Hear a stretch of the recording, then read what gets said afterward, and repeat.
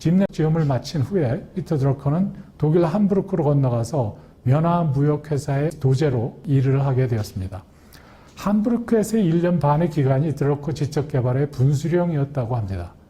도제제도에 익숙치 않은 상사가 거의 무관심한 틈을 타서 드러커는 학업에 관심을 갖게 되었고 함부르크 대학교 법대 박사과정에 등록을 하게 되었습니다. 외국인 신분이라 국내법 전공은 허용이 되지 않았고 국제법을 전공하여서 강의를 대체하는 인디펜던트 스터디 형식으로 주중 저녁 시간을 거의 도서관에서 도서를 탐독하는 그러한 시간을 가졌다고 합니다. 이러한 경험은 훗날 경영 및 관련 주제들에 대한 가장 박식한 작가로 인정받게 되는 지적성장 가속화의 시기였다고 합니다. 뿐만 아니라 독일의 Gestalt Holistic Thought Philosophy, 독일 특유의 전체적인 면을 보고 이해하는 그러한 학습 훈련을 말하는 겁니다. 여기에 입각한 독일식 교육 방식 때문에 개별 부분들의 합을 변화시킬 뿐만 아니라 그들의 아웃컴도 변화시킬 수 있는 활동들과 이벤트들 간의 연계 관계를 볼 수 있는 그런 안목을 키울 수 있었다고 합니다.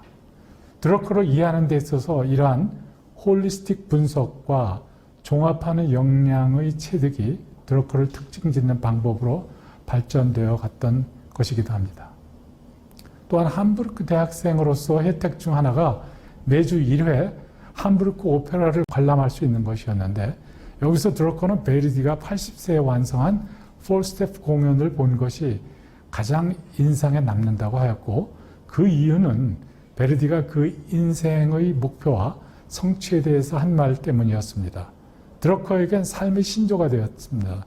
베르디처럼 일생 동안 지속적으로 학습하고 다음에 발표할 것이 가장 최고의 것이 되도록 할 것이라고 하는 다짐을 하게 된 계기가 되었습니다.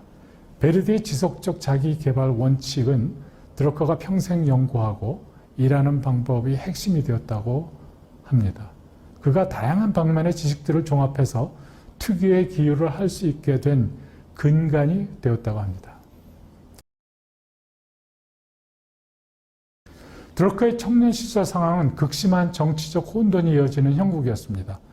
칼 막스가 부상하고 공산주의 국가가 러시아에서 수립이 됐고 독일 비스마르크 정부가 무능해져 히틀러의 전체주의 나치즘의 전복이 될 상황에 이르렀고 남부에선 이탈리아의 무소리니가 이미 파시스트 정권을 구축하였고 유럽 도처에서는 스트라이크, 시민봉기, 혁명이 일어나고 있었습니다. 실업, 인프레, 사회적 격변으로 점철되는 동안 어떠한 현세의 신조들도 신앙들도 왜 절망에 빠질 수밖에 없는지에 대해서 설명을 할 수 없는 그러한 상황에 처해져 들어가고 있었습니다. 이에 독일과 이탈리아는 절망에 대한 교정 수단으로 전체주의에 기대게 되었습니다. 불가능한 것을 가능케 한다는 약속을 하는 마술사 같은 사람들을 믿으며 소위 신앙의 위기를 사회가 경험하게 되었던 것입니다. 많은 학자들에 의하면 소속감을 갖고 싶어하고 보다 높은 권위의 절대자에게 기대고 싶어하는 고립감과 무력감에 빠진 개인들에게 파시즘이 심리적 위안을 제공하며 번성해 나가고 있었다고 진단하고 있습니다.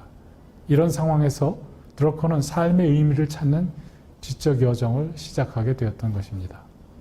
그가 제기한 삶의 목적에 대한 질문에 대한 답을 드러커는 키엘케고르의 저서 공포와 전율, Fear and Trembling을 통해서 창조주 하느님을 발견하게 되었고 그의 삶의 실존적 차원을 가져갈 필요가 있음을 깨달았다고 합니다. 함부르크에 있는 동안 견습생으로 일하면서 함부르크 대학교 법과대학 박사과정에 등록해서 낮에는 견습생으로 일하고 밤에는 도서관에서 다양한 분야의 책들을 정독하는 지적 개발의 시기를 보낼 수 있게 되었던 것입니다.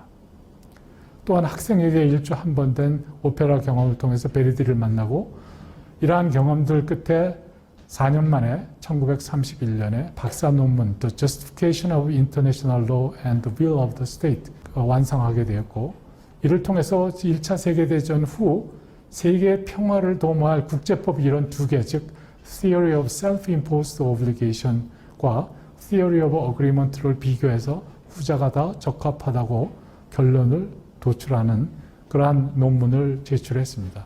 이 논문은 1933년 퍼블리시 됐습니다. 그 후 히틀러의 나치가 권력으로 부상할 즈음 드러커는 다분히 반대 의사가 내포된 Essay on Frederick Julius Starr, Conservative Theory of the State and Historical Development라는 모노그래프 형태의 논문을 발표하게 되었습니다.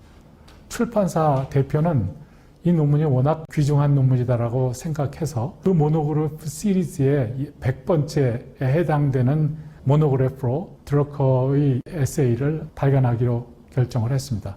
이를 1933년 100번째 모노그래프로 발간하였고 그 나치는 곧 검열을 통해서 이 모노그래프를 전부 회수하고 불태우는 그런 사건을 자행하였습니다. 이를 경험하면서 드러커는 독일을 떠나서 영국으로 갈 결심을 하게 되는 것입니다.